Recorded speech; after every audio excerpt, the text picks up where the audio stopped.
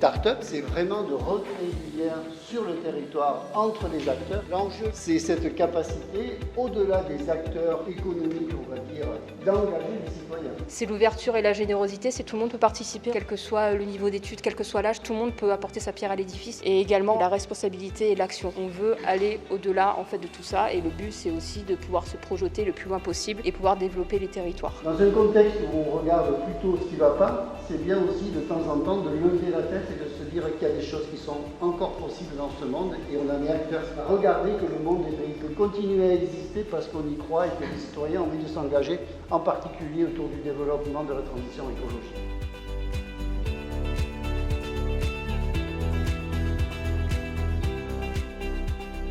L'objectif, c'était de voir aujourd'hui quels étaient les chantiers, quelles étaient les thématiques qui pouvaient intéresser tout un chacun pour voir comment on pouvait faire avancer le territoire.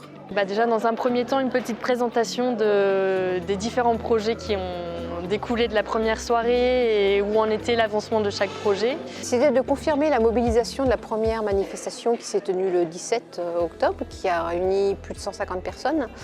Et pour nous, c'était un formidable challenge parce que de pouvoir avoir une instance où on donne la parole aux citoyens. Ensuite, on a fait des petits ateliers et donc moi j'ai participé à l'atelier création d'un mobilier urbain mobile pour accompagner les habitants de la ville de Miramas et du territoire dans leurs événements.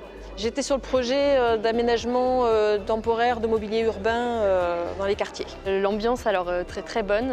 On avait un super groupe où il y avait beaucoup d'écoute, beaucoup de bienveillance. C'est chouette, c'est des ateliers qui sont basés sur l'intelligence collective et ça, moi, c'est une énergie qui me plaît bien. Là, on se rend compte que finalement, on est des inconnus, on n'a pratiquement pas pris le temps de se présenter et on arrive à trouver des solutions, à trouver des propositions. On est passé de l'idée au projet, au pré-projet, donc ça c'est intéressant. Et de voir que les gens sont revenus pour donner suite à cette première rencontre et voir un peu approfondir les sujets, approfondir les réponses à apporter au territoire.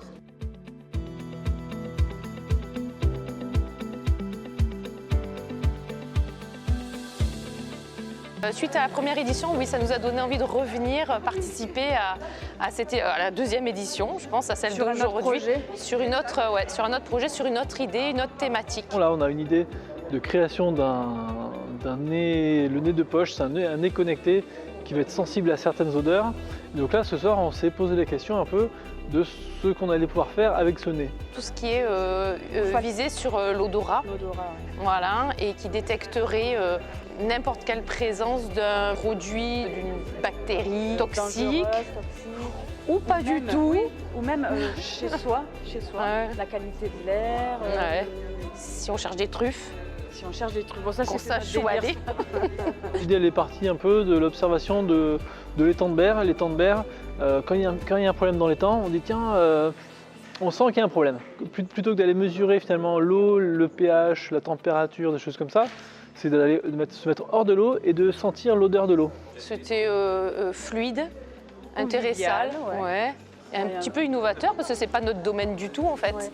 Très intéressant, déjà le fait qu'il y ait plusieurs personnes qui échangent, qui donnent des idées, voilà, et des gens assez complémentaires. C'est pour ça que j'ai besoin que vous écriviez en fait vraiment dessus pour qu'on puisse être un peu plus dans le concret. Et qu'est-ce qui nous fait vibrer dedans Vous mettez tout ce que vous voulez, tout ce qui vous passe par la tête. Il faudrait peut-être s'interroger sur une autre fonctionnalité de ce genre de capteur en fait. Faire le rituel un peu du repas à table, sur la télé.